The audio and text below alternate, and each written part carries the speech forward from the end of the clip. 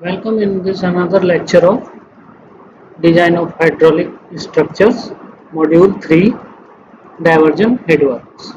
Okay.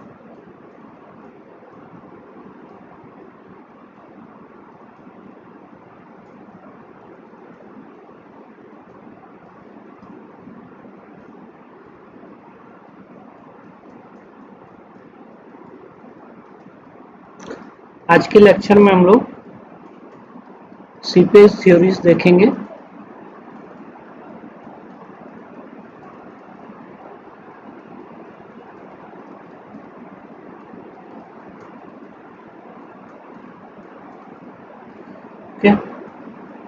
तो seepage theory जो है बेसिकली, ठीक है, ये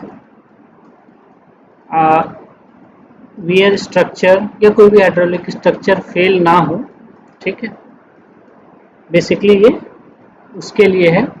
ओके, जो सब सरफेस फ्लो के कारण या फिर सरफेस फ्लो के कारण जो फेलियर्स होता है उसको अवॉइड करने के लिए सीपेज थ्योरी है। तो सीपेज थ्योरीज कौन कौन सी हैं? सबसे पहले ब्लिस थ्योरी है। ब्लिस थ्योरी, जिसको ब्लिस क्रीप थ्योरी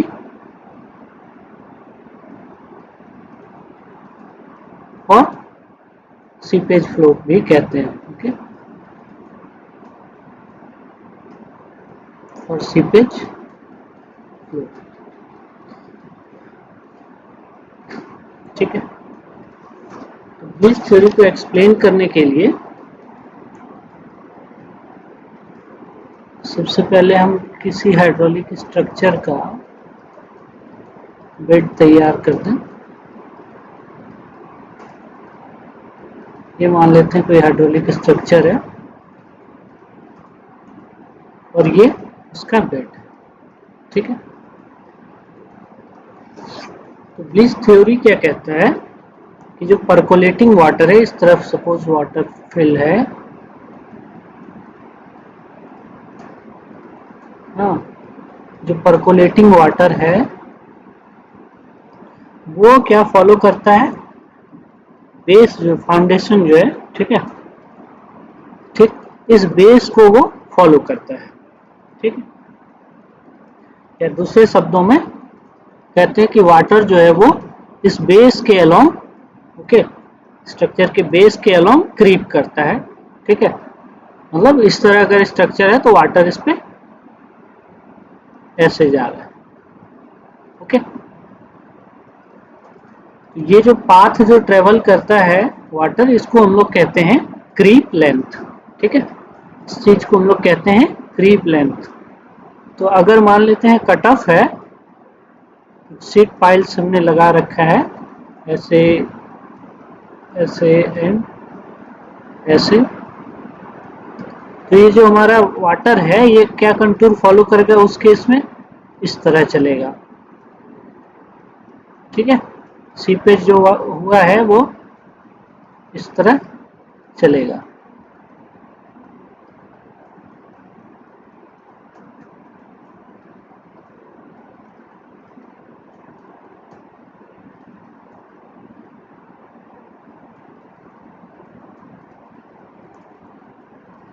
यहाँ से ये डाउन स्ट्रीम सरफेस पे बाहर आ गया। तो ये जो एंटायर लेंथ ट्रेवर्स किया सीपेज वाटर ने, जो ठीक है, या परकोलेटेड वाटर ने, इसको हम लोग कहते हैं क्रीप लेंथ और लेंथ ऑफ क्रीप, ठीक है।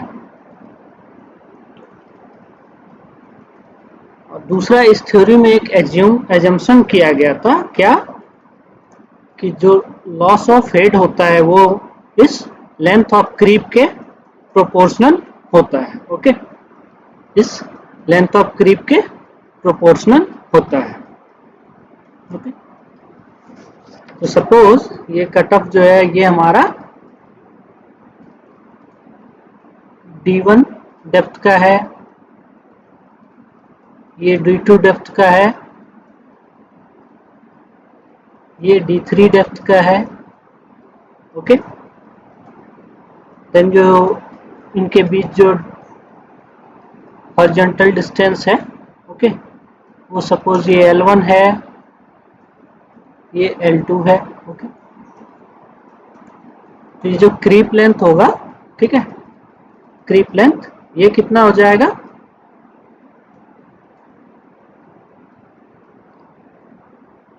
Length of creep L is equal to कितना, वाटर पहले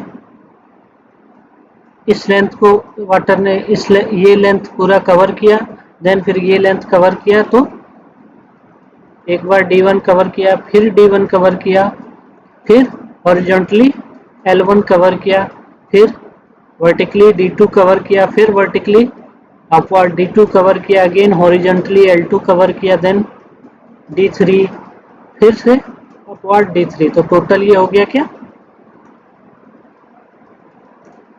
2D1 प्लस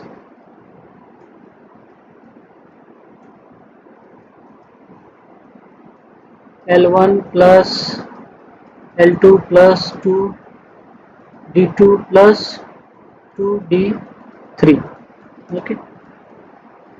सपोज ये पूरे L1 और L2 को हम लोग, इस एंटायर लेंथ को हम लोग B कह दें, तो ये क्या हो जाता है हमारा B plus 2D1 plus D2 plus D3, ठीक है। ये इस पर्टिकुलर केस के लिए क्रीप लेंथ हो गया, ठीक। अब दूसरा जो इसमें जो पहले बताया मैंने कि एजम्पशन है, एजम्पशन क्या है कि लॉस ऑफ हेड जो है, लॉस ऑफ हेड ये क्या is proportional to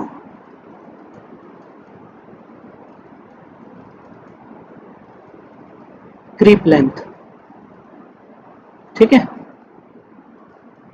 loss of head क्या प्रोपोर्शनल होता है क्रीप लेंथ के, ओके। सपोज अब कि अगर हमारा अप स्ट्रीम और डाउन स्ट्रीम, ठीक है, अप स्ट्रीम और डाउन स्ट्रीम, इसके बीच अगर हेड लॉस जो है वो HL है, ठीक है, अगर हेड लॉस HL है तो क्या होगा, HL बाय L जो होगा वो कहलाएगा हाइड्रोलिक ग्रेडियंट, ओके। वो क्या कहलाएगा, हाइड्रोलिक ग्रेडियंट। इसको देखने के लिए थोड़ा हम फिर से एक बार ये डायग्राम बनाएं।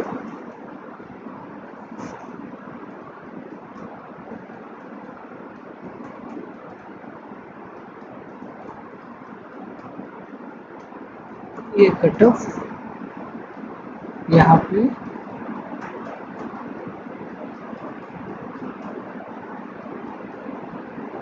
हाइड्रोलिक स्ट्रक्चर है, एक कट ऑफ यहाँ भी है, एक तीसरा कट ऑफ यहाँ पे,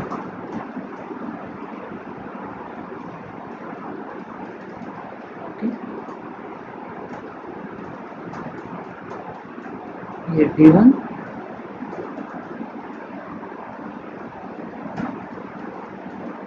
ये D2,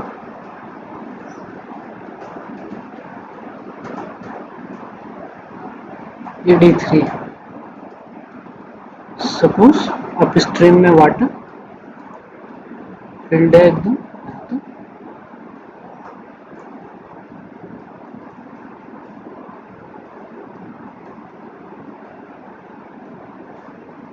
ठीक है।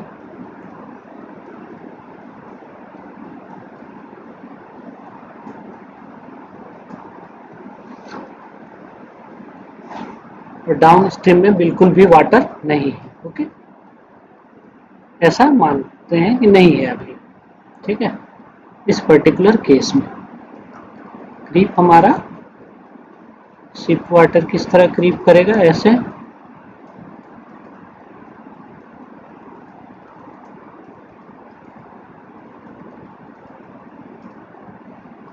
बिल्कुल इस कंटूर को फॉलो करेगा।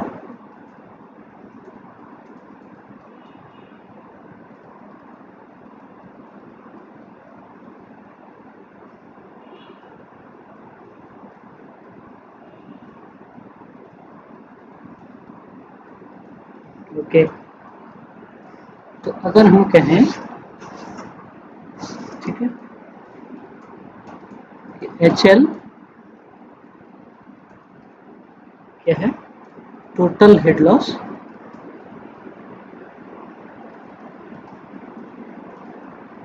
Between up stream and down stream. Okay, HL क्या है, टोटल हेड लॉस है। L if, okay, L is total creep length, ठीक है। तो देन जो loss of head per unit creep length होता है वो कितना हो जाएगा, HL/L। इसी चीज को कहा जाता है, इसी चीज को क्या कहा जाता है, हाइड्रोलिक ग्रेडियंट, ठीक है। इसी चीज को हाइड्रोलिक ग्रेडियंट कहा जाता है। अब बात बस ये हुई कि हम यहाँ पे जो टोटल क्रीप लेंथ कहते हैं कि उसमें हम लोग क्या कर रहे हैं, वर्टिकल को भी और हॉरिजॉन्टल को भी एक टाइप से ही गिनती में ले रहे हैं, कोई भी डिफरेंस नहीं कर रहे हैं हॉरिजॉन्टल और वर्टिकल क्रीप में, ठीक है। तो ब्लीच क्रीप थ्योरी में यही हुआ था कि कोई भी डिस्टिंक्शन नहीं था हॉरिजॉन्टल और वर्टिकल क्रीप में। ओके, ठीक है। अब हेड लॉस हम HL कंसिडर कर चुके हैं, दैट मीन्स जो हमारा वाटर लेवल डिफरेंस होगा अप स्ट्रीम और डाउन स्ट्रीम वो कितना होगा, HL ही होगा। ओके, तो बॉटम कंटूर के अलोंग हमारा वाटर क्रीप करता जाएगा, ठीक। इस पॉइंट को अगर हम कह दें, इस पॉइंट को हम लोग कह देते हैं A। ओके, A पॉइंट से वाटर इन कर रहा है और B पॉइंट से वाटर बाहर जा रहा है। ओके, ठीक है। तो टोटल क्रीप लेंथ हमने क्या देखा, L कितना, ये पूरा B अगर है हॉरिजॉन्टल फ्लोर लेंथ तो B plus 2 D1 plus D2 plus D3, यही हमने लास्ट स्लाइड में ही किया। ओके, तो head loss per unit length अगर हम इसके अकॉर्डिंग दिखाना चाहें, ठीक है, तो भी हमारा क्या होगा, HL/L, सॉरी यहाँ कैपिटल स्मॉल किया, कैपिटल ही होगा। ओके, तो head loss per unit creep length कितना, HL/ यही B plus 2 D1 plus D2 plus D3 इस पर्टिकुलर केस में, ठीक है, जिसको हम लोग HL/L से भी डिनोट कर देते हैं। तो हेड लॉसेस किस पॉइंट पे कितना हुआ होगा, यूनिट लेंथ में इतना हेड लॉस हो रहा है, HL/L, ठीक है, यूनिट क्रीप लेंथ में इतना हेड लॉस हो रहा है, ठीक। तो यहाँ पे जैसे इस जगह पे भी हेड लॉस हुआ होगा, इस पॉइंट पे हेड लॉस होगा, फिर यहाँ से वाटर जब यहाँ तक आएगा तो हेड लॉस होगा।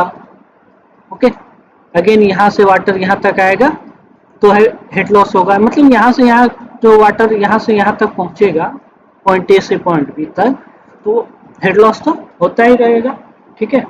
वो कितना हेड लॉस होगा अगर वो हम देखना चाहें, तो वो देखें जरा कि सपोज इस पॉइंट पे हेड का था, यहाँ पे था, ए पे, ठीक है, ए पे इनिशियली हेड यहाँ पे था, ओके। तो यहाँ पे क्या होगा, हेड लॉस होगा कितना, unit creep length, per unit creep length में हेड लॉस होता है HL। तो इस जगह कितना हो जाएगा, HL/L, और यहाँ पे लेंथ कितना, क्रिप लेंथ कितना है, D1 + D1, तो 2D1 यहाँ पे क्या हो जाएगा, हेड लॉस, मतलब इस तरह जो हाइड्रोलिक ग्रेडियंट लाइन है यहाँ पे इस तरह वर्टिकली ड्रॉप कर जाएगा, ओके। अगेन फिर क्या है हमारा HL/L, तो D1 ये इसको हम लोग L1 कह रहे थे, इसको L2,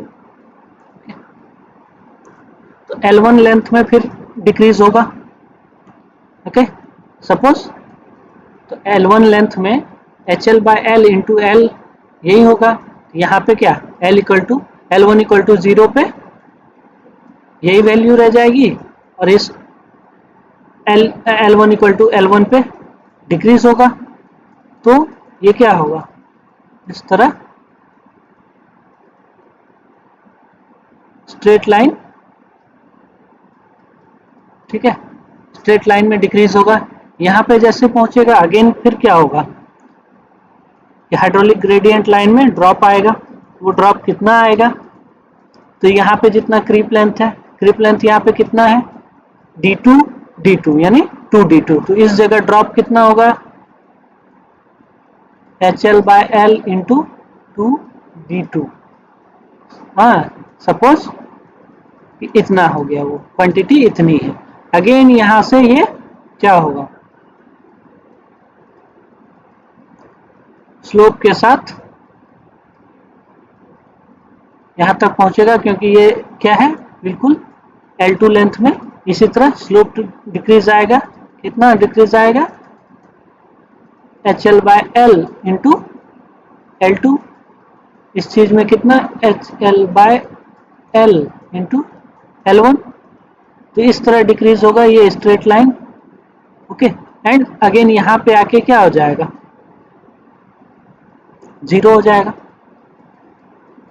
इतना सा जो बचा हुआ है वो क्या हो जाएगा, ड्रॉप कर जाएगा। ये कितना ड्रॉप होगा यहाँ, HL/L इंटू 2D3, तो ओवरऑल जो इनिशियली हमारा था, दोनों अप स्ट्रीम और डाउन स्ट्रीम के बीच गैप था HL का, ठीक है। तो इस तरह हम जब कट ऑफ लगा देते हैं तो वो HL इस तरह प्रोपेगेट करता है, ठीक है, क्रीप के अलोंग, ओके। तो ये हमारा क्या हो गया, ये जो है इस तरह का हम फॉर्मेशन देख रहे हैं,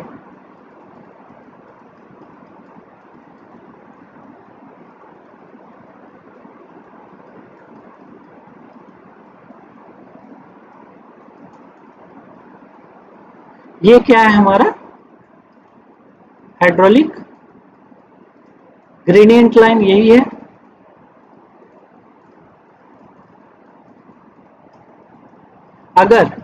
अगर ये कट ऑफ्स नहीं होते, ये चीज नहीं होता, ये चीज नहीं होता, ये चीज नहीं होता, ठीक है, तो हमारा जो दोनों जगह हाइड्रोलिक ग्रेडियंट लाइन में विथ कट ऑफ्स, ठीक है, हाइड्रोलिक ग्रेडियंट लाइन ऐसा है। अगर हमारे पास वहां पे कट ऑफ होता तो हमारा सिंपल सा जो है पॉइंट ए, इसको हम कह दे रहे हैं पॉइंट ए, ये है पॉइंट बी, तो पॉइंट ए और बी के बीच हाइड्रोलिक ग्रेडियंट लाइन पाइल्स या कट ऑफ लगाने पे इस तरह हो जाता है। और अगर पाइल या कट ऑफ नहीं है तो पॉइंट ए और बी के बीच जो हाइड्रोलिक ग्रेडियंट लाइन होता वो कैसा होता, एक कंप्लीट स्ट्रेट लाइन, ठीक है।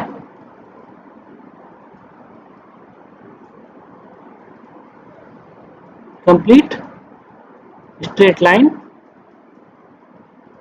ए और बी के बीच होता। ये केवल क्या रह जाता है, ये mx के फॉर्म में रहता है, ये क्या है mx प्लस सी के फॉर्म में हो रहा है, बट ये केवल mx प्लस सी, कोई भी इसमें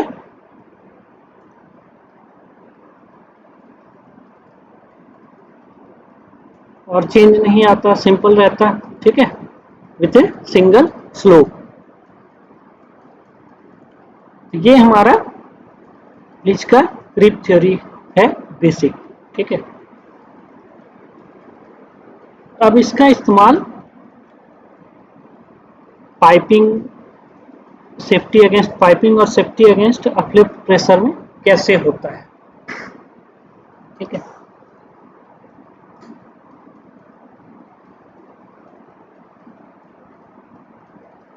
सेफ्टी अगेंस्ट पाइपिंग, ठीक।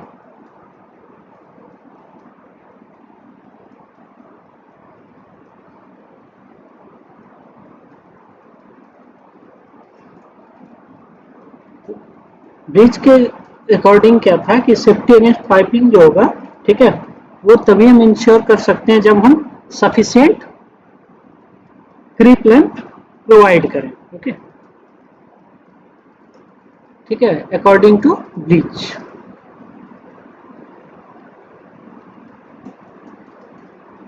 ठीक है, provide sufficient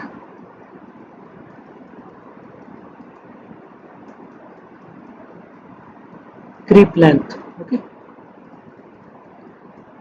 provide sufficient creep length given by, वो creep length कितना होगा, L equal to bridge constant, ठीक है, मल्टीप्लाइड बाय हाइड्रोलिक ग्रेडियंट, ठीक है। C क्या है, ब्रिज कांस्टेंट या ब्रिज कोएफिशिएंट कह लें इसको हम,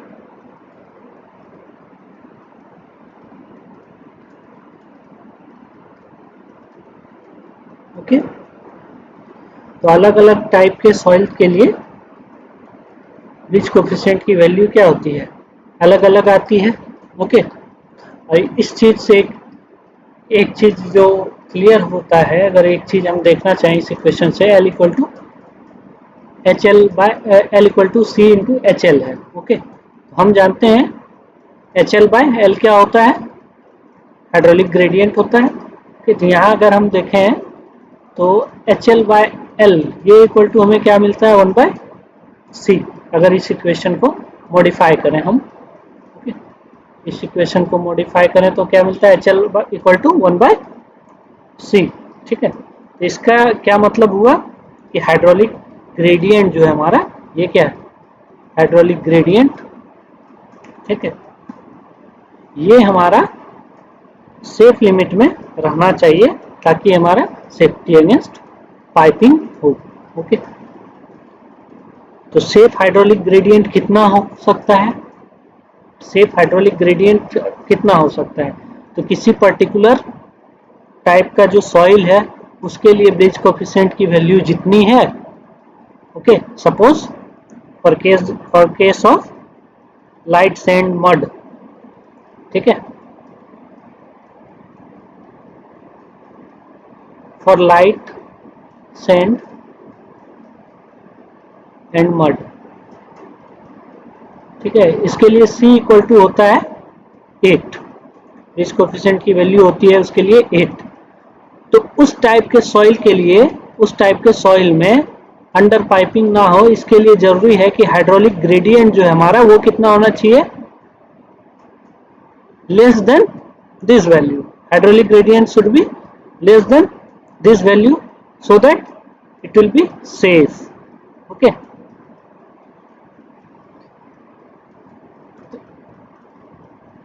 इसको हम लोग क्या कह सकते हैं,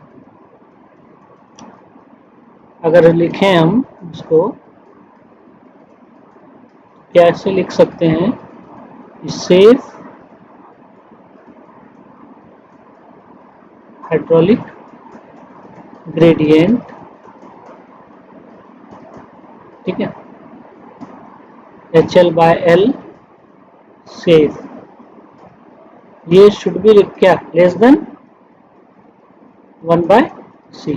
ओके, अगर हाइड्रोलिक ग्रेडियंट 1/C है तो उस पर्टिकुलर सॉइल कंडीशन में अंडरमाइनिंग या पाइपिंग नहीं होगा। ठीक है, दूसरा ब्लिस थ्योरी का दूसरा एप्लीकेशन जो होगा वो किसमें होगा,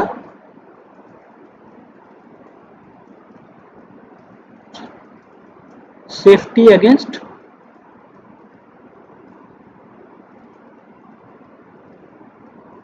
अपलिफ्ट प्रेशर। पाइपिंग के लिए तो कह दिया ब्लिस ने कि जो हमारा सफिशिएंट अगर हम लोग क्रीप लेंथ प्रोवाइड कर दें तो उस जगह अंडरमाइनिंग या पाइपिंग नहीं होगा। ठीक है, इसके लिए ये बता दिया गया।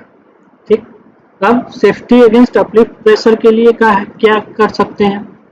ठीक है, तो जो हाइड्रोलिक ग्रेडियंट लाइन होता है, ठीक है, हाइड्रोलिक ग्रेडियंट लाइन का ऑर्डिनेट अगर हम देखें किसी पर्टिकुलर पॉइंट पे एबव द फ्लोर, जो है हमारा फ्लोर के एबव ग्रेडियंट, अगर हम ये हाइड्रोलिक ग्रेडियंट लाइन का अगर ऑर्डिनेट देखें, वो एक क्या रिप्रेजेंट करता है, वो उस पर्टिकुलर जगह पे कितना अपलिफ्ट प्रेशर होगा। ठीक है, अपलिफ्ट प्रेशर हेड क्या होगा उसको भी रिप्रेजेंट करता है। हाँ, जैसे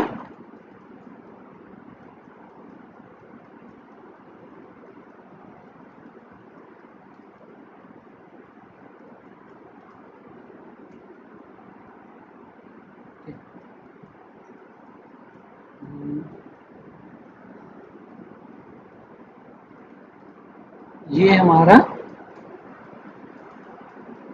फ्लोर है। ठीक है, यहाँ पे ऐसे वाटर स्टैंड कर रहा है।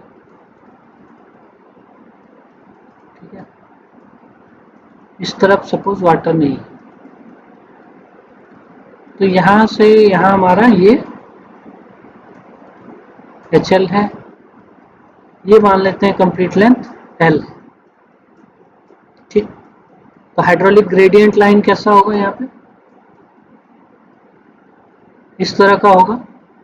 Okay, hydraulic gradient line reflect करेगा कि यहाँ से यहाँ तक अपलिफ्ट भी क्या होगा, उसी इंटेंसिटी का होगा। ये अपलिफ्ट जो होगा, जो हमारा हाइड्रोलिक ग्रेडियंट का ऑर्डिनेट होगा, सिमिलरली हमारा अपलिफ्ट का भी वैसा ही इंटेंसिटी रहेगा। ठीक है, अगर कह रहे हैं कि HL कह रहे हैं, ठीक है, अगर यहाँ पे जैसे इस पॉइंट पे क्या, अगर हमारा हाइड्रोलिक ग्रेडियंट लाइन यहाँ पे 1 मीटर एबव है, फ्लोर से 1 मीटर एबव है। ओके, तो इसका मतलब क्या है कि 1 मीटर वाटर जो है वो अपलिफ्ट के लिए वर्क करेगा। ठीक है, 1 मीटर हेड क्या होगा, अपलिफ्ट के तरह काम करेगा उसी पॉइंट पे। ठीक, इस जगह घटा, इस पॉइंट पे आते हैं तो थोड़ा घट गया, तो अगेन यहाँ पे क्या होगा, इस पॉइंट से इस पॉइंट के कंपैरिजन में कम होगा यहाँ पे अपलिफ्ट। जैसे जैसे इधर हम बढ़ते जाएंगे वैसे वैसे क्या देख रहे हैं, अपलिफ्ट कम होता जा रहा है। ओके, तो यहाँ पे जैसे हमने ये लाइन बना दिया था, फ्लोर को लाइन हमने दिखा दिया था, बट इन एक्चुअल प्रैक्टिस क्या होता है, फ्लोर क्या होता है, लाइन तो नहीं होता है, वो कुछ थिकनेस होता है उसका। ओके, सपोज ये फ्लोर की थिकनेस है। ओके, रीज ऑफ लिफ्ट के लिए जो मेजर होता है वो हमारा मेजरमेंट जो भी होता है, हम लोग हेड काउंट करते हैं कहाँ से, इस पॉइंट से, बिल्कुल जो हमारा फ्लोर है उसके बॉटम से, फ्लोर के बॉटम से हम लोग यहाँ तक मेजर करते हैं। ठीक है,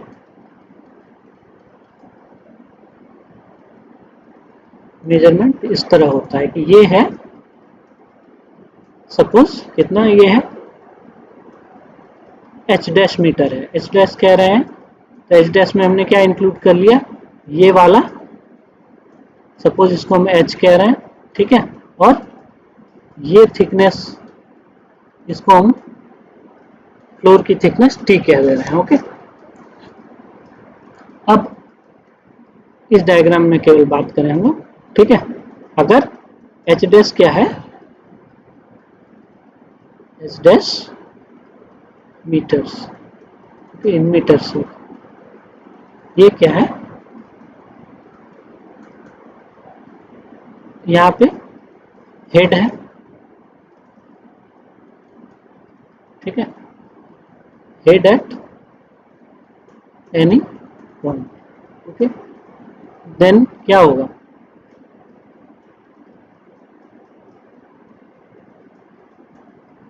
एच डैश जो होगा वाटर प्रेशर एक्ट करेगा उस पॉइंट पे। ओके,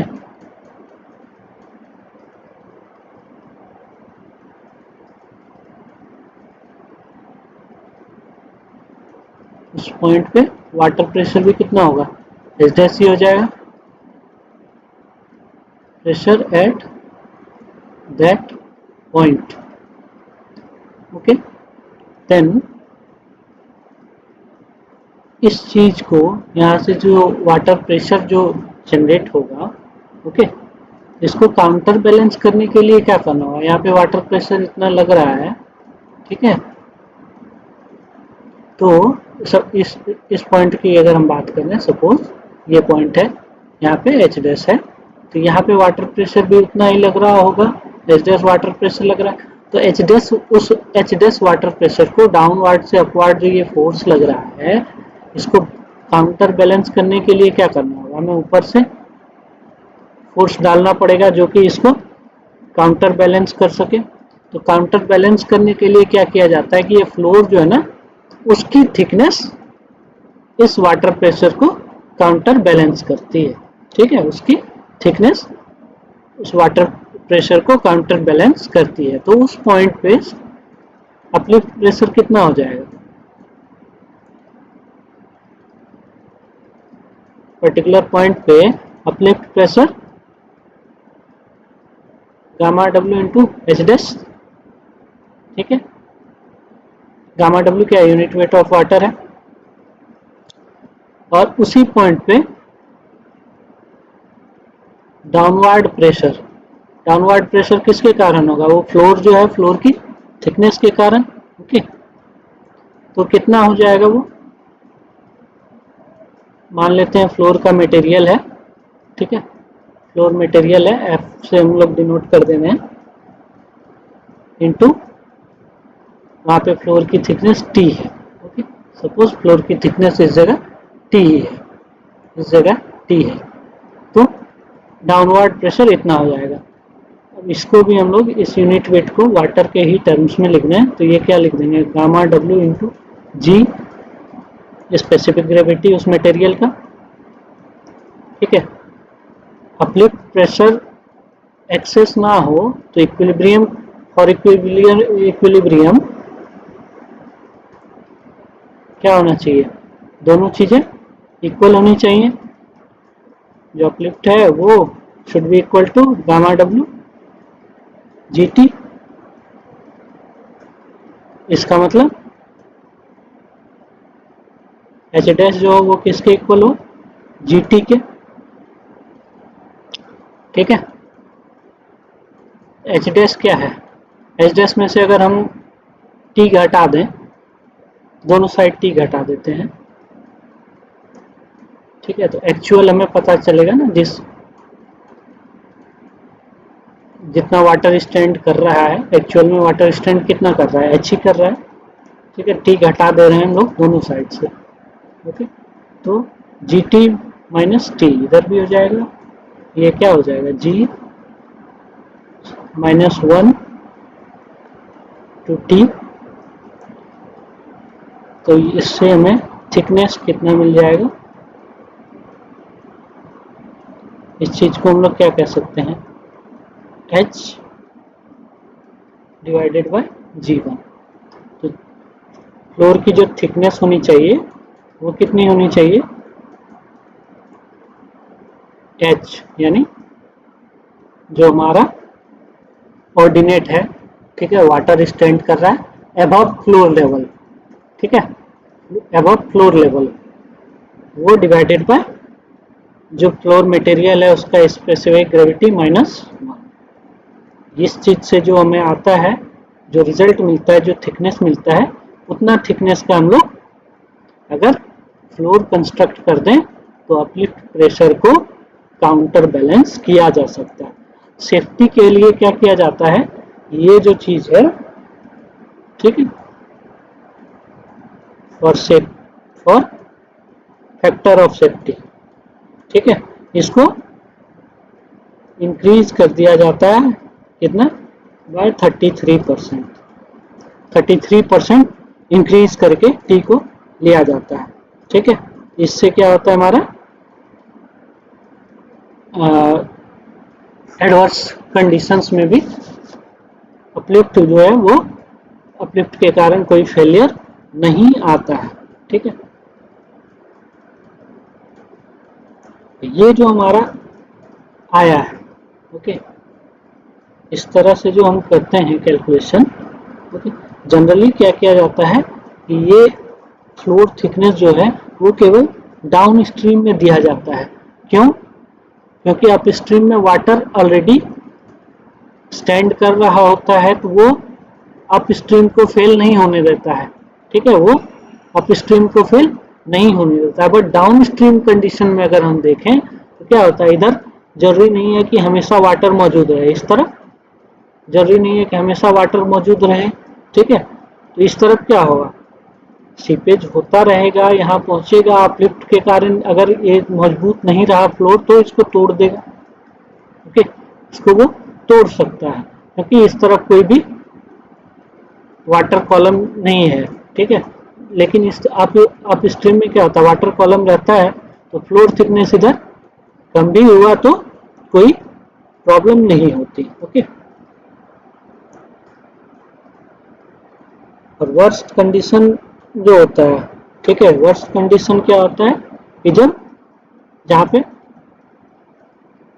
हमारा मैक्सिमम ऑर्डिनेट होता है हाइड्रोलिक ग्रेडियंट लाइन का, ठीक है, उसको हम लोग ध्यान में रख के करते हैं डिजाइन, ओके। तो ये हमारा ब्लीच थ्योरी था, ठीक है।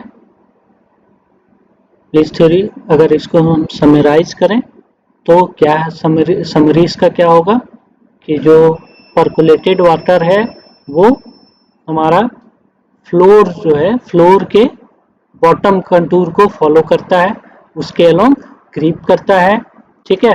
हॉरिजॉन्टल और वर्टिकल क्रीप में कोई डिफरेंस नहीं किया जाता, ठीक है, सबको एक जैसा ही काउंट किया जाता है।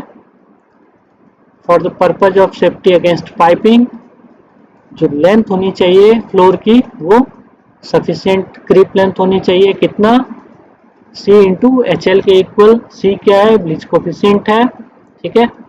और हाइड्रोलिक ग्रेडियंट जो हो वो क्या होना चाहिए, लेस देन 1/C, ठीक है, for the purpose of safety against piping. Then safety against uplift की बात करें तो फ्लोर की थिकनेस सफिशिएंट होनी चाहिए, कितनी होनी चाहिए, T should be equal to H/G-1। H क्या है, वाटर कॉलम की हाइट, कहाँ से मेजर किया हुआ, from the surface of floor, ठीक है, वहां से वाटर कॉलम की हाइट। अप स्ट्रीम में फ्लोर थिकनेस बढ़ाने की जरूरत नहीं होती, क्योंकि अप स्ट्रीम में क्या होता है, वाटर जमा रहता है, स्टोर्ड रहता है, तो उसके कारण क्या होता है, डाउनवर्ड फोर्स लग रहा होता है, जो सीपेज फोर्सेस को, अपलिफ्ट प्रेशर को, ठीक है, काउंटर बैलेंस कर देता है, ठीक। बट डाउन स्ट्रीम में ऐसा जरूरी नहीं है कि हमेशा ही वाटर हो, ठीक है, कभी कभी हो सकता है डाउन स्ट्रीम में बिल्कुल कम, बहुत कम वाटर हो, तो उस एडवर्स सिचुएशन के लिए, उस खराब सिचुएशन को कंसिडर करते हुए फ्लोर की थिकनेस बढ़ाने की जरूरत केवल डाउन स्ट्रीम में पड़ती है, ओके। ये है समरी ब्लीच थ्योरी का, ठीक है। इसके बेस पे, क्योंकि ये बहुत पुरानी थ्योरी है, बहुत पुरानी थ्योरी थी, ठीक है, तो इसके बेस पे भी बहुत सारे डिजाइन्स हुए। फिर एक नया थ्योरी, इसी थ्योरी को थोड़ा सा, ठीक है, जैसे ब्लिच ने कंसिडर तो नहीं किया था कि हॉरिजॉन्टल और इसमें हॉरिजॉन्टल और वर्टिकल क्रीप में कोई डिफरेंशिएशन तो नहीं किया था, ठीक है, तो एक वेटेड क्रीप थ्योरी आया, ठीक है, जिसको हम लोग लेंस वेटेड क्रीप थ्योरी कहते हैं। लेंस वेटेड क्रीप थ्योरी की में क्या था कि जैसे ब्लिच ने कंसिडर नहीं किया था, ठीक है, bleach did not differentiated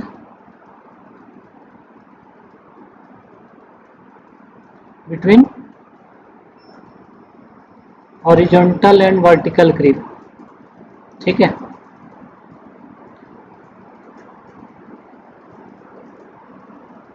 lens weighted creep theory में क्या था कि हॉरिजॉन्टल और वर्टिकल क्रीप लेंथ को प्रॉपर वेटेज दिया गया, ठीक है, कौन ज़्यादा इम्पोर्टेंट है कौन कम इम्पोर्टेंट है, ठीक, तो दोनों ही चीज़ों को वेटेज दिया गया, ठीक है। इसको हम लोग क्या कहते हैं कि लेन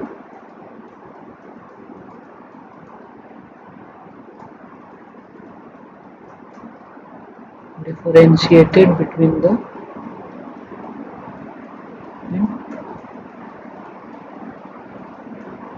horizontal and vertical creep length, okay. Lane ने क्या किया, हॉरिजॉन्टल और वर्टिकल क्रीप लेंथ को मैं डिफरेंशिएट कर दिया है, ठीक है। करीब करीब दुनिया भर के 200 डैम्स में स्टडी करने के बाद, एनालिसिस करने के बाद क्रीप ने ये चीज कहा, ठीक है। तो क्रीप ने क्या स्टिपुलेट किया, लेन ने क्या स्टिपुलेट किया था कि हॉरिजॉन्टल क्रीप जो है, ठीक है, horizontal creep is less effective in reducing uplift, ठीक है। हॉरिजॉन्टल क्रीप जो है वो लेस इफेक्टिव है अपलिफ्ट को रिड्यूस करने के देन वर्टिकल क्रीप। मतलब लेन ने बताया कि वर्टिकल क्रीप जो है वो ज़्यादा इफेक्टिवली अपलिफ्ट को रिड्यूस करता है, ठीक है। और इसलिए लेन ने जो क्रीप लेंथ है, ठीक है, उसमें क्या किया, हॉरिजॉन्टल क्रीप के लिए 1/3 वेटेज फैक्टर दिया, okay. Lane provided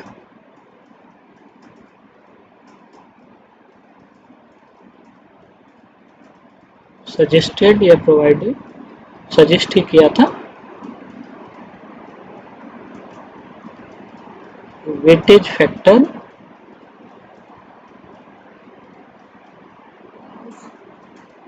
1/3 for the horizontal creep.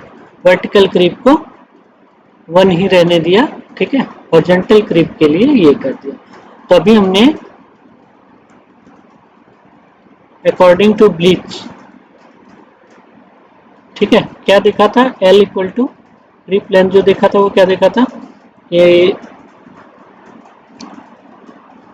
2d1 plus L1 plus 2d2 plus L2 plus 2d3 था। ये क्या था, यही था ब्लिच के अकॉर्डिंग। लेन ने क्या किया, 1/3 फैक्टर वेटेज फैक्टर इंट्रोड्यूस कर दिया हॉरिजॉन्टल क्रीप के लिए।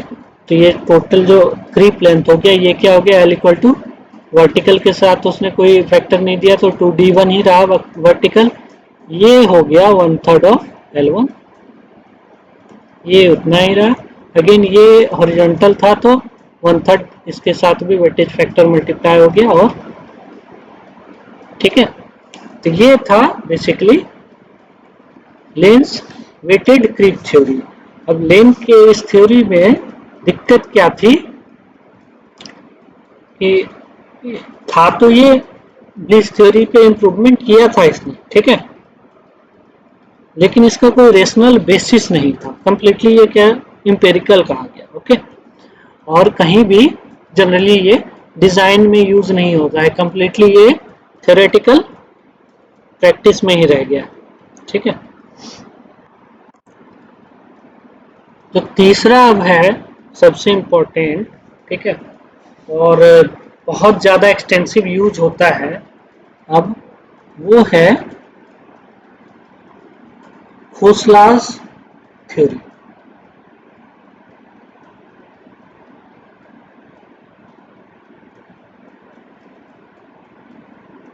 ठीक है, 1910 से 25 तक तो जब ब्लिच ने अपना थ्योरी दिया था तो ब्लिच की थ्योरी खूब चल रही थी। ठीक, तो 1926-27 में, ठीक है, ये थ्योरी आई थी। तो उस खोसला की कहाँ पे स्टडी हो रहा था? अपर चेनाब कैनल सिफोन में।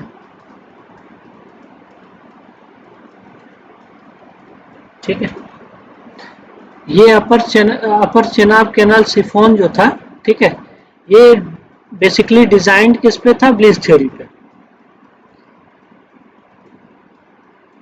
Was designed on bleach theory.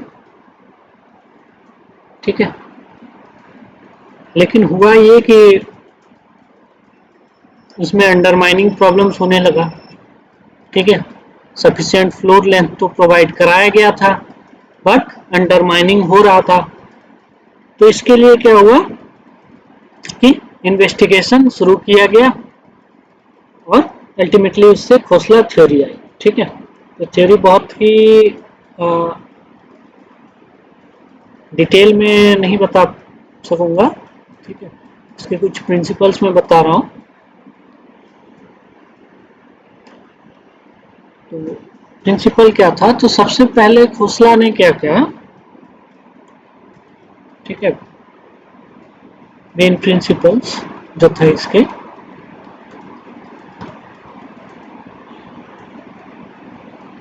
कि सीपेज वाटर जो है, ठीक है, जैसे ब्लिज ने क्या बताया था कि वो बॉटम कंटूर फॉलो करता है, खोसला ने कहा कि नहीं, ऐसा कुछ नहीं होता है, बॉटम कंटूर वो फॉलो नहीं करता है एग्जैक्टली। ओके,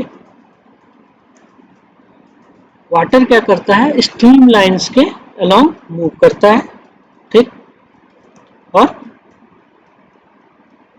उस जो स्ट्रीम लाइन का जो ये मूवमेंट है, ये जो सीपेज हो रहा है, स्टेडी सीपेज, इसको लैप्लासियन इक्वेशन के थ्रू रिप्रेजेंट किया जा सकता है। ठीक है, तो जब स्ट्रीम लाइन की बात आई तो स्ट्रीम लाइन क्या होता है कि जिसके अलोंग कोई भी पार्टिकल, ठीक है, वाटर पार्टिकल मूव कर रहा है। ओके, वो हो गया स्ट्रीम लाइन। पहला इसका अगर हम लिखना चाहें तो क्या लिखेंगे? The seeping water does not creep along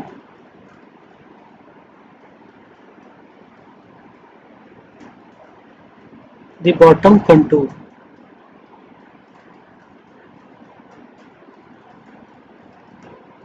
of पक्का फ्लोर। ठीक है,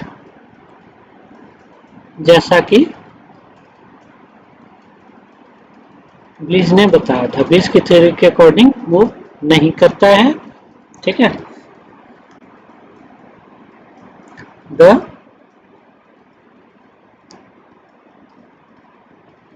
seeping water moves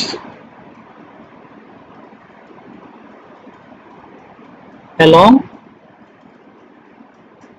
a set of streamlines. Set of streamlines इसलिए क्योंकि अलग अलग पॉइंट से अलग अलग वर्टिकल एंटर करता है, ठीक है, और वो अपना ही स्ट्रीमलाइन फॉर्म कर देता है, ठीक है। ये जरूरी नहीं है कि दो अलग अलग पॉइंट से वाटर ने एंटर किया और फिर वो आगे जाके मिल जा रहे हैं, ऐसा जरूरी नहीं है, ठीक। सब अपना स्ट्रीमलाइन फॉर्म कर सकते हैं, जहां से एंटर किए वहां से एक स्ट्रीमलाइन फॉलो कर दिए, ओके। और इसको हम लोग रिप्रेजेंट जो कर सकते हैं वो कैसे कर सकते हैं, ये हमने फ्लूइड मैकेनिक्स में पढ़ा होगा।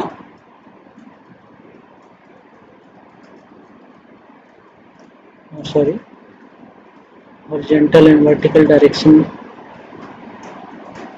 ठीक है। इस तरह रिप्रेजेंट किया जा सकता है।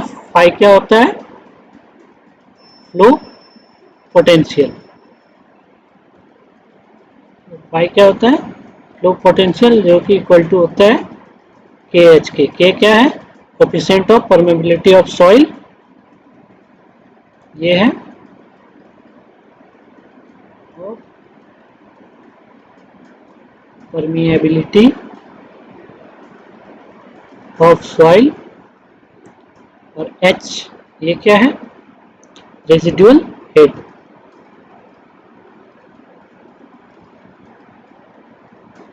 ये चीज किसने दिया था, कोएफिशिएंट ऑफ परमिएबिलिटी, डार्सी ने, ठीक है, तो वो फॉलो होता है, ठीक। तो स्ट्रीमलाइंस जब बात करते हैं और ये इक्वेशन की बात करते हैं, ठीक है, तो इसका क्या होता है, स्ट्रीमलाइंस अगर है तो दो सेट ऑफ कर्व वहां पे जनरेट होता है, ठीक। और दोनों क्या होता है, एक दूसरे को ऑर्थोगोनली कट करता है, ठीक है, इंटरसेक्ट करता है। तो एक सेट को तो हम लोग स्ट्रीमलाइन कहते हैं और दूसरे सेट को क्या कहते हैं, पोटेंशियल या इक्वी पोटेंशियल लाइंस। दूसरे इसको क्या कहते हैं हम लोग, इक्वी पोटेंशियल लाइंस, ठीक है। और ये दोनों के मिलने से जो रिजल्टिंग फ्लो डायग्राम बनता है वो क्या कहलाता है, फ्लो नेट, ठीक है। तो क्या होता है, सपोज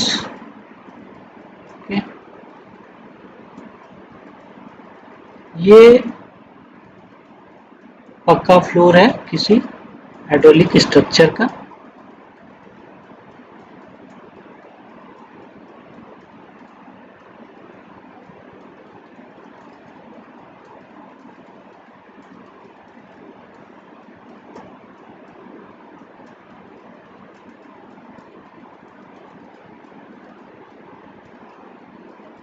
ओके। तो अगर हम खोसला थ्योरी की बात करें, सॉरी, पहले अगर इसमें हम ब्रिज थ्योरी से कंपेयर करें तो क्या होगा कि जो वाटर सीप करेगा यहाँ से, ओके, सपोज ये पॉइंट है,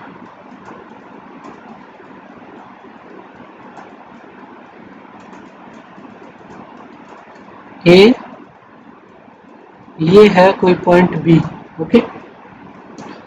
तो अगर हम लोग ब्लीच थ्योरी की बात करें तो वाटर क्या होता है, इधर से एंटर करता, ठीक है, यहाँ से पक्का फ्लोर शुरू होता है तो वाटर सीपेज क्या होगा, इसके पीछे शुरू होगा, यहाँ से सीप करता, अंदर आता है, इस कंटूर को फॉलो करता और यहाँ से फिर इस तरह बाहर जाता, ठीक। बट खोसला ने क्या ऑब्जर्व किया कि स्ट्रीम लाइंस बनते हैं, जैसे वाटर तो यहाँ से वाटर ऐसे एंटर किया, हो सकता है वो थोड़ी देर के लिए, ठीक है, उस कंटूर को फॉलो करना चाहे बट पूरी तरह नहीं करता है, एंड देन अपना एक अलग ही तरीके से चलता है। जो सबसे नजदीक है, जो सबसे नजदीक होता है हमारा इस पक्का फ्लोर के, वो बहुत ही थोड़ा बहुत फॉलो करता है, ठीक है। वो स्ट्रीमलाइन क्या बहुत ही कम, थोड़ा बहुत फॉलो कर लेता है, ठीक है, ज़्यादा नहीं, बहुत कम वो कंटूर को फॉलो करता है। देन सब्सिक्वेंट और जो स्ट्रीमलाइंस बनते हैं वो क्या होते हैं, इससे दूर जाते जाते हैं, ठीक है, इससे दूर चले जाते हैं।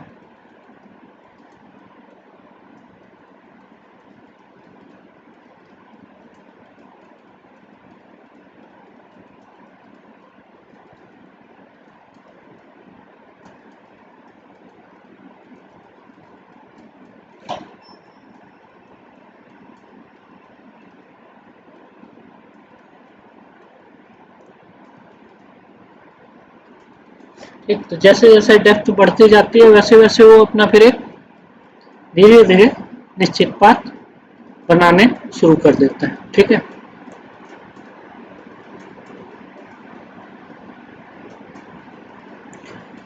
ये हो गया हमारा स्ट्रीम लाइंस। ये सब क्या है,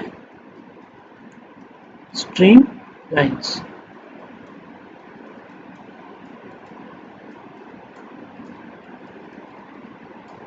ये सारी स्ट्रीम लाइंस। फिर एक दूसरे साइड का लाइन होता है, ठीक है,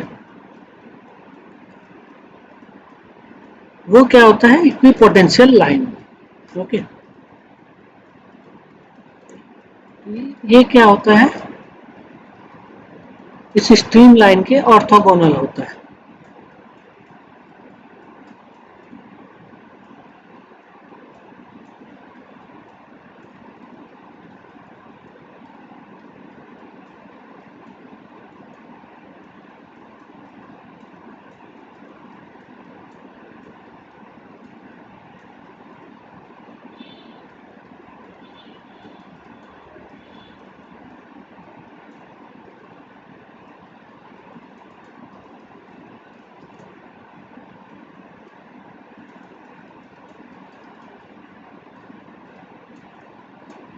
ठीक है, ये हमारा क्या है,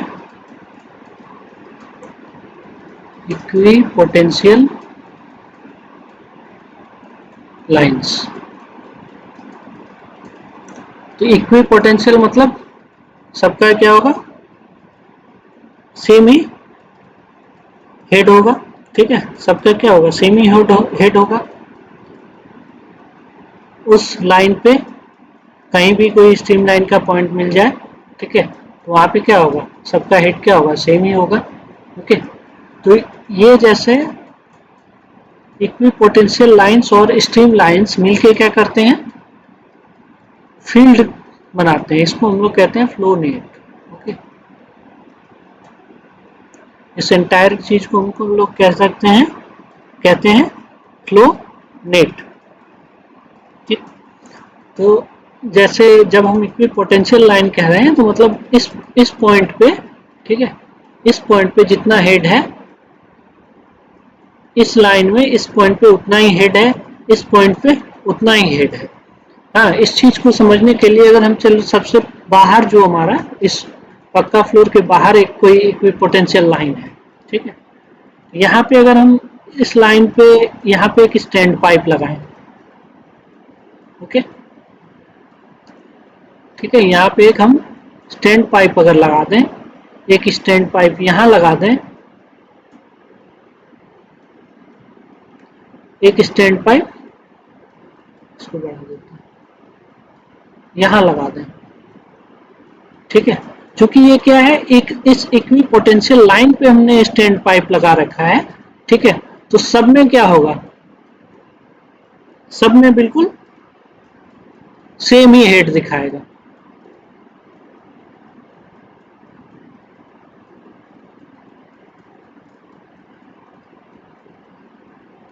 ठीक है, सब में क्या होगा, बिल्कुल सेम ही हेड होगा। ओके, और इस अगर हम क्या कहें, जैसे जैसे हम लोग ये क्या होता है, यहाँ से जैसे जनरेट होना शुरू होता है, ठीक है, ठीक, तो ये अगर लाइन हम ए बी कंसीडर करें, इस लाइन पे क्या है, जितने भी पॉइंट्स हैं, ठीक है, सबका क्या है, पोटेंशियल सेम ही है। इस लाइन पे सबका पोटेंशियल क्या है, सेम ही है। यहाँ पे रेजिडुअल हेड की अगर बात करें, इस जगह अगर मेजर करें तो क्या है, एक अगर एक इस स्ट्रेट लाइन पे है तो यहाँ पे जितना अगर H1 हेड है तो यहाँ भी क्या होगा, उतना ही हेड होगा। ओके, यहाँ भी उतना ही हेड होगा। सिमिलरली अगर हम इसको अगर इस तरह बांट दें, ये सपोज सी, इसको कहते हैं डी, ठीक, ये भी एक इस जगह जितना हेड होगा उतना ही हेड इस जगह भी होगा। तो ये भी, ये सी डी और ए बी, ये सब भी क्या है, हमारा इक्वी पोटेंशियल लाइन्स ही हैं। ठीक है, कैसे, तो फिर जैसे यहाँ हमने ए बी पे बात किया कि यहाँ पे मान लेते हैं अगर एच है, ठीक है, एच वाटर स्टैंड कर रहा है तो यहाँ पे उतना ही हेड, ठीक है, काफी नजदीक है ये, तो यहाँ पे भी उतना ही हेड। सिमिलरली डाउन स्ट्रीम में हमने कोई वाटर अभी नहीं दिखाया है, ठीक है, डाउन स्ट्रीम में इस तरफ कोई वाटर नहीं दिखाया, तो यानी इस जगह पे क्या, हेड जीरो, इस जगह भी हेड जीरो, इस एंटायर लाइन पे जितने पॉइंट्स हैं सब जगह हेड जीरो। ये सी डी क्या हो गया, इक्वी पोटेंशियल लाइन ही हो गया। ठीक है, ये हमारा स्ट्रीम लाइन फॉर्मेशन, ये खोसला फ्लो नेट कहलाता है। ये कंप्लीट जो अगर हम देखें इसको हम लोग कहते हैं खोसलास फ्लो नेट। ठीक है, खोसला ने कहा सबसे पहले कि केवल मतलब ये एग्जैक्ट जो ब्लीच ने जैसे कहा है कि ये बॉटम कंटूर फॉलो करता है, वैसा नहीं होता है। ओके, केवल पहला कंटूर जो है वो कुछ हद तक, पहला जो स्ट्रीमलाइन है वो कुछ हद तक कंटूर फॉलो करता है, एंड देन सब्सिक्वेंट जो स्ट्रीमलाइंस हैं वो अपना अपना पाथ खुद ही बना लेती हैं। ठीक है, तो उसका पहला पॉइंट खोसला का ये था। फिर खोसला ने कहा कि सीपेज वाटर जो वाटर सीप करेगा, ठीक है, तो जो उसका फ्लो का डायरेक्शन होगा, ठीक, वाटर सीप करेगा तो उसके फ्लो के डायरेक्शन में हर जगह क्या होगा, वो फोर्स लगाएगा। ठीक है, तो फोर्स चूंकि क्या है, जैसे यहाँ से वाटर एंटर कर रहा है, यहाँ से वाटर एंटर कर रहा है, ठीक है, सपोज इस पॉइंट पे हम आए, ठीक ठीक, तो इस पॉइंट पे क्या होगा, वाटर क्या होगा, इस डायरेक्शन में भी फोर्स लगाएगा जिस डायरेक्शन में फ्लो कर रहा है। ठीक है, यहाँ जैसे अगर ये कंप्लीट स्ट्रेट लाइन है, ठीक, तो यहाँ पे क्या होगा, केवल हॉरिजॉन्टल कंपोनेंट होगा उस फोर्स का। ठीक, यहाँ पे फिर इंक्लाइंड है तो यहाँ पे हॉरिजॉन्टल और वर्टिकल दोनों कंपोनेंट होंगे फोर्स के। ठीक है, तो जो फ्लो सीपेज वाटर है वो क्या होता है, स्ट्रीम लाइन के अलोंग और उसके मतलब स्ट्रीम लाइन के डायरेक्शन ऑफ फ्लो और टेंजेंशियल टू स्ट्रीम लाइंस। ठीक है, उसमें फोर्सेज लगाते रहते हैं, उस फोर्स का एक अपवार्ड कंपोनेंट भी होता है। ठीक है, कहाँ पे होता है, जहाँ पे भी स्ट्रीमलाइन अपवार्ड टर्न करता है, जैसे इस पॉइंट पे स्ट्रीमलाइन अपवार्ड टर्न कर रहा है तो यहाँ पे जो फोर्स जो होगा वो क्या होगा, इस डायरेक्शन में भी होगा, उसका एक कंपोनेंट इस डायरेक्शन में तो होगा ही। ठीक है, सिमिलरली यहाँ पे आए तो क्या होगा, यहाँ पे एक इस तरह, यहाँ पे टेंजेंशियली एक इस तरह अपवार्ड लगेगा ही। ओके,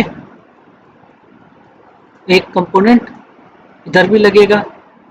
ठीक, एग्जैक्टली अगर इस पॉइंट पे हम लोग आ जाए तो यहाँ कंप्लीटली क्या होगा, फोर्स सीपेज वाटर के कारण जो फोर्स होगा वो कंप्लीटली क्या होगा, वर्टिकल ही होगा।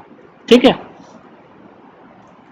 तो ये जो इसके कारण अपवार्ड फोर्स के कारण क्या होगा, ग्रेन्स क्या होंगे, अनस्टेबल होंगे। ठीक है, ग्रेन्स क्या होंगे, अनस्टेबल हो जाएंगे, अपवार्ड फोर्स लग रहा है तो उसको काउंटर बैलेंस करने के लिए, ठीक, क्या किया जा सकता है कि जो सबमर्ज वेट है सॉइल ग्रेन का, ठीक है, वो इतना भारी हो कि वो ऊपर ही, उसको ऊपर नहीं धकेला जा सके।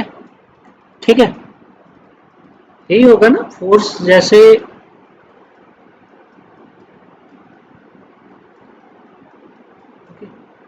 इस तरह स्ट्रीम लाइन के अलोंग वाटर सिप करके जो चल रहा है, ठीक है, जब इस ऐसा सिचुएशन हुआ, ओके, तो यहाँ पे फोर्स तो इस तरह लगेगा ही, इस डायरेक्शन में भी लगेगा, ओके। ये जो वर्टिकल कंपोनेंट होगा, ठीक है, ये वर्टिकल कंपोनेंट क्या होगा, यहाँ पे जैसे सॉइल ग्रेन्स है, सॉइल ग्रेन पे प्रेशर लगा के उसको बाहर धकेलना चाहेगा, ऊपर की तरफ धकेलना चाहेगा, ठीक। तो उससे निपटने के लिए क्या किया जा सकता है, ये वाटर के कारण जो फोर्स लग रहा है, ठीक है, उससे ज़्यादा भारी वो सॉइल ही ज़्यादा भारी हो जाए, अगर भारी रहेगा तो वो क्या होगा, फ्लो आउट नहीं होगा, ठीक है। और एग्जिट एंड पे चूंकि क्या होता है, ये जो सीपेज वाटर होता है कंप्लीटली एकदम अपवार्ड एक्ट करने लगते हैं, तो वहां पे सिचुएशन और क्या हो जाता है, वर्स्ट हो जाता है, ठीक है। तो वहां पे क्या होना चाहिए, सॉइल ग्रेन स्टेबल रहने के लिए और ज़्यादा उनका जो सबमर्ज्ड वेट है वो ये अपवार्ड डिस्टर्बिंग फोर्स से ज़्यादा होना चाहिए, ठीक है। तो ये जो ग्रेडियंट जो जनरेट होता है, ठीक है, सॉरी, अपवार्ड जो ये जो डिस्टर्बिंग फोर्स है, ठीक, वो प्रोपोर्शनल होता है पर्टिकुलर पॉइंट पे, किसी भी पर्टिकुलर पॉइंट पे जो प्रेशर है, ठीक, उसके, ठीक। तो एग्जिट एंड पे जो ये प्रेशर और ये जो डिस्टर्बिंग फोर्स का जो ग्रेडियंट होता है, ठीक है, वो कहलाता है हमारा क्या, एग्जिट ग्रेडियंट, ठीक है, वो हमारा एग्जिट ग्रेडियंट कहलाता है, वहाँ पे प्रेशर का ग्रेडियंट एग्जिट ग्रेडियंट कहलाता है, ठीक।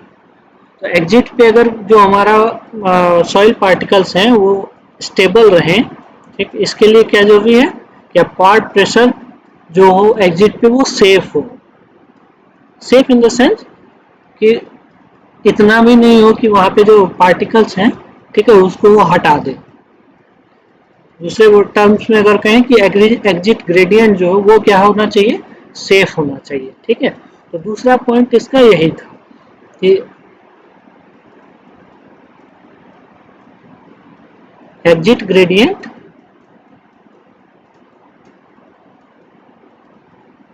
शुड बी सेफ, ठीक है। तो खोसला ने क्या किया, एग्जिट ग्रेडियंट के लिए, ठीक है, एक्सप्रेशन दिया। खोसला ने क्या किया, उसको एनालाइज किया और देन बताया कि एग्जिट ग्रेडियंट कितना हम लोग रख सकते हैं जिससे कि हमारा स्ट्रक्चर जो वो फेल ना करे, ठीक है।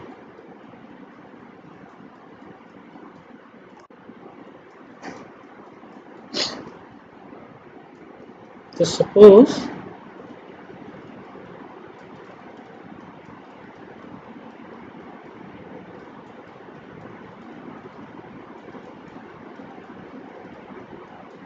ये कोई स्ट्रक्चर है, ठीक है, इसमें इतना वाटर है, ओके। सपोज ये H है, हेड कितना है, H है, ओके। तो यहाँ से वाटर क्या होगा, सीपेज करके इस तरह चल के ये यहाँ से बाहर आएगा, ठीक, ठीक। खतरा कहाँ होता है, इसी तरफ होता है जब ये हमारा स्ट्रीम लाइन अपवार्ड होने लगे, ठीक है। तो यहाँ पे कंसिडर करते हैं पार्टिकल को, ठीक। तो यहाँ पे प्रेशर उस पर इस तरह और इस तरह लग रहा होगा, ओके। सबसे पहले हम अगर देखें तो इसके इस तरह यहाँ पे जो सॉइल है, सॉइल पार्टिकल, उनका सबमर्ज्ड वेट कितना होगा,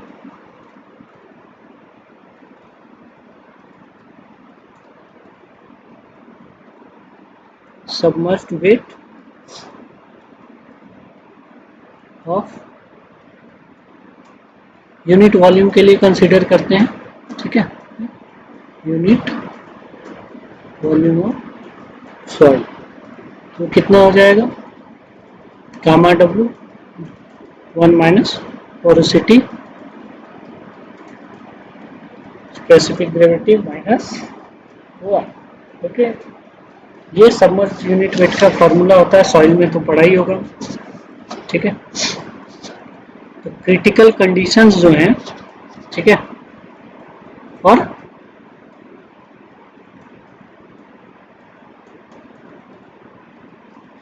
क्रिटिकल कंडीशन एट एग्जिट पे क्रिटिकल कंडीशन के लिए क्या होना चाहिए? जो हमारा अपवार्ड डिस्टर्बिंग फोर्स है F, ये किसके इक्वल होना चाहिए? ये हमारा सबमर्ज्ड वेट जो है उसके। ओके, F क्या है? अपवार्ड डिस्टर्बिंग फोर्स कह रहे हैं हम इसको।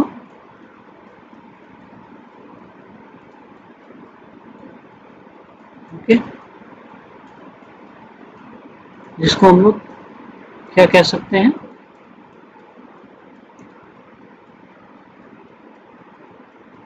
प्रेशर ग्रेडियंट भी कहते हैं।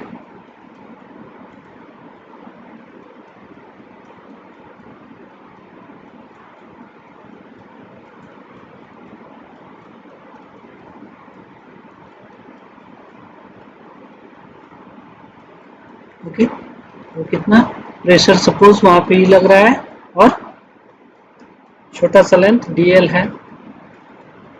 ठीक है, तो वहां पे प्रेशर क्या हो जाएगा? dp upon dl। तो this should be equal to gamma w into dh by dl। ठीक है, h क्या है? Residual head.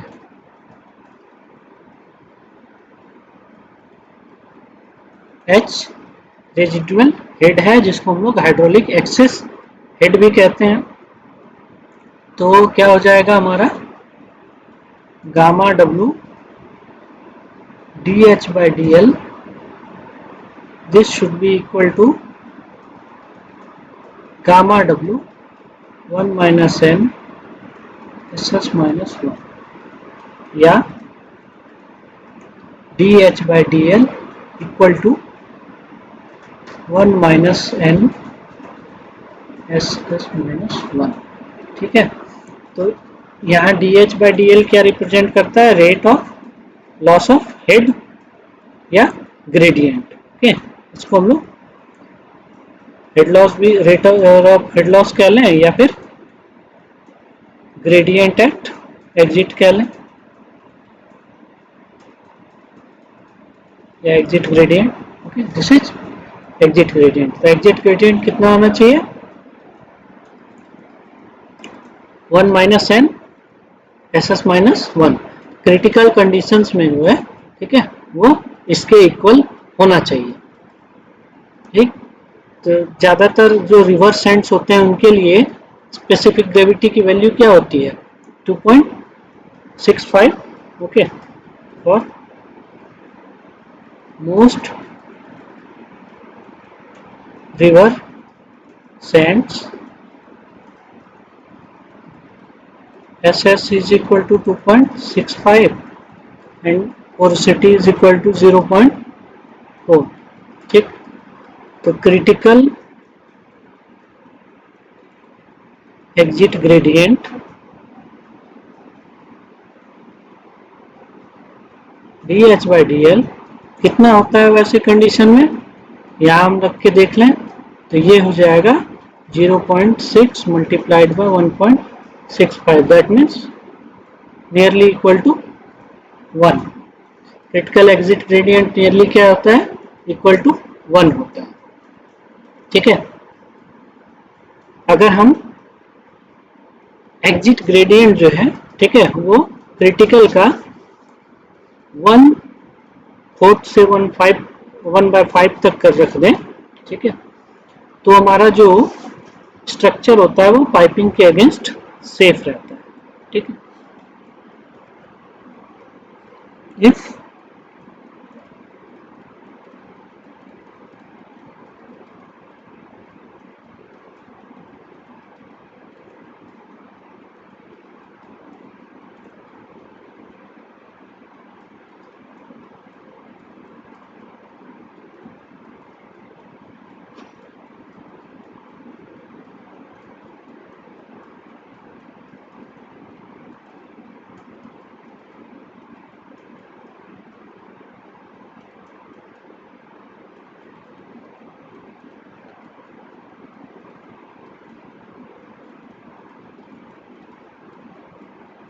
पाइपिंग के लिए खोसला का ये थ्योरी था, ठीक है। तो खोसला ने कोर्स सैंड, फाइन सैंड के लिए सेफ एग्जिट ग्रेडियंट भी दिया। कोर्स सैंड के लिए 0.20 से 0.17 तक यूज करते हैं, फाइन सैंड के लिए 0.17 से 0.4 तक, सिंगल्स के लिए 0.25 से 0.20 तक, ठीक। तो खोसला के थ्योरी से जो फ्लो नेट्स बने उससे एक चीज क्या क्लियर हुआ कि जो हमारा लॉस ऑफ हेड होता है वो यूनिफॉर्म नहीं होता है, सब जगह यूनिफॉर्म नहीं होता है, ठीक है। इन द डायरेक्शन, ये हमारा जो क्रीप लेंथ के अलाउ ब्लीच ने क्या कहा था, ये हमारा जो हेड लॉस होता है, ठीक है, ब्लीच का अगर हम देखें विदाउट कट ऑफ्स अगर ब्लीच की थ्योरी से हम देखें तो हम क्या देखते थे, HL/L मल्टीप्लाइड बाय B हम लोग कर देते थे अगर, ठीक है, तो हमें एक सीधा इस तरह का मिल जाता था हेड लॉस का हाइड्रोलिक ग्रेडियंट, हमें इस तरह मिल जाता था। तो इससे क्या पता चल जाता कि हाइड्रोलिक ये जो हमारा हेड लॉस है वो क्या है, यूनिफॉर्म, ठीक है। लेकिन खोसला की थ्योरी से ये चीज क्लियर हुआ कि ऐसा नहीं होता, ठीक, ऐसा नहीं होता। अगर इक्विपोटेंशियल लाइंस ज्यादा क्लोज होंगे तो हेड लॉस क्या होगा, ज्यादा हो रहा होगा, ओके, एंड वाइस वर्सा, ठीक है। दूसरा कि अगर जैसे इसका ब्लिस थ्योरी में आ गया था कि एग्जिट ग्रेडियंट अगर 1/c जो है वो उससे कम है तो सेफ होगा, ठीक है। तो यहाँ पे हमने ये भी देख लिया कि उससे वैसा जरूरी नहीं है ऐसा हो, ठीक। देन खोसला ने अंडरमाइनिंग का प्रॉब्लम जो हुआ, ठीक है, उसके लिए बताया कि स्टार्ट कहाँ से होता है, डाउन स्ट्रीम से, ठीक है। अगर उसको प्रॉपरली चेक नहीं किया गया तो डाउन स्ट्रीम से शुरू होता है और अप स्ट्रीम तक वेयर वॉल की तरफ ट्रेवल करता जाता है, ठीक। और ये तब शुरू होता है जब एग्जिट ग्रेडियंट जो हो वो क्या है, अनसेफ है, ठीक है। तो इसलिए यह बहुत ही जरूरी है, ठीक, कि regionally deep cut off provide, vertical cut off provide कराया जाए डाउन स्ट्रीम एंड पे, ठीक है, जिससे कि अंडरमाइनिंग ना हो, ठीक। तो फिर उसने कहा कि ये जो depth down stream vertical depth जो वर्टिकल कट ऑफ जो होगा, ठीक है, वो दो कंसिडरेशन उसमें लेना है, ठीक।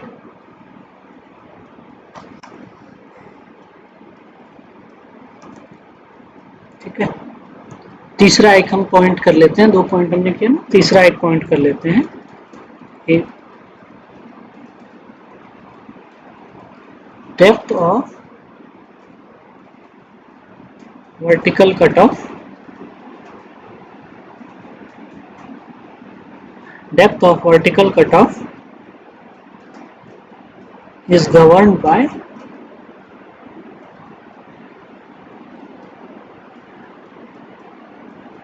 two considerations, दो कंसिडरेशन होते हैं, कौन कौन सा, डाउन स्ट्रीम, इसमें एक मैं मेंशन कर दूं, डाउन स्ट्रीम एक फैक्टर क्या होता है कि आपको मैक्सिमम डेप्थ ऑफ स्कावर ध्यान रखना है,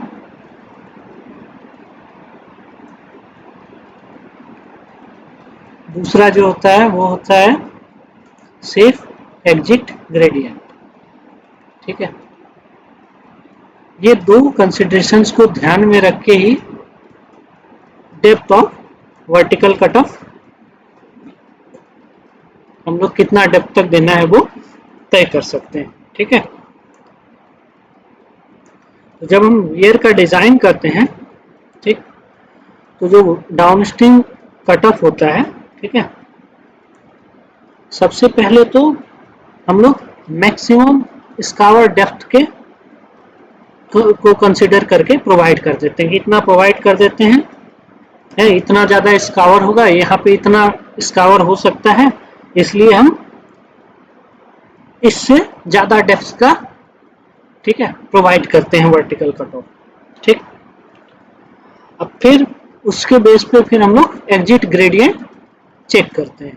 ठीक है, अब अगर हमारा एग्जिट ग्रेडियंट जो हमने पहले देखा वो अगर हमारा सेफ नहीं मिला, सेफ वैल्यू नहीं मिला, तो हम लोग क्या करते हैं, कट ऑफ की डेप्थ और बढ़ा देते हैं।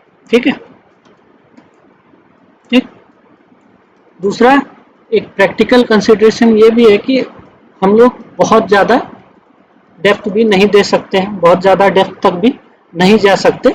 ठीक है, तो जहाँ तक सुविधा के अनुसार, ठीक है, जहाँ तक हम प्रोवाइड कर सकते हैं, जितना अवेलेबल हमें है इक्विपमेंट, उसके बेस पे जितना प्रोवाइड कर सकते हैं।